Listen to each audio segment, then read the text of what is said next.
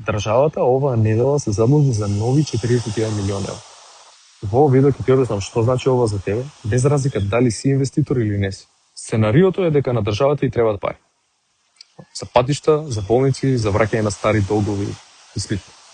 Еден начин да дојде до овие пари е со издавање на нови обврзници кои им ги нуди на своите граѓани. Например, ти денес си даваш пари на државата во износ од 100.000 денари, а таа се обврзува секоја година да ти плаќа фиксна камата и на крајот да ти го врати целиот долг. И овој процес се вика купување на обврзница. Но тука има неколку работи кои можеш да ги провериш. Прва работа е на колку години ги даваш пари. Во овој случај тоа е на 15 години. Тоа значи дека твоите почетни 100.000 денари државата ќе ти ги врати дури во 2041 година. Втора работа, колкава е каматата. Тука е 5,2% годишно, тоа значи дека на оваа сума ќе ти исплаќаат по 5.200 денари камата секоја година, која што е 100% ослободена од данък. Трета работа е дали има девизна клаузула. Во овој случај нема. Што значи да? Моментално денарот е врзан за еврото и твоите 100.000 денари денес вредат околу 1625 евра.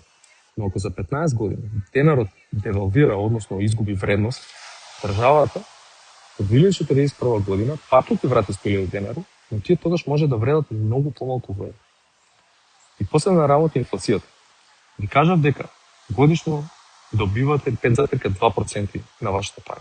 Но моменталната инфлација во нашата држава е околу 3,4%. И ако ја земеме инфлацијата од каматите што ја добивате, ти реално добиваш само 1,8% реален годишен принос. А ако овие пари ти притребаат порано, продажбата на домашната берза е малку потешка, бидејќи пазарот тука не е многу ликвиден. Кога ги земеш сите овие информации во обзир, дали ова ти изгледа како атрактивна понуда? Но уште поважно, тука се работи за државен долг и најважно е каде ќе отидат парите, кој ќе го врати долгот и како тоа ќе влијае на секој граѓанин. И тоа ќе ви го објаснам во следното видео. Се гледаме.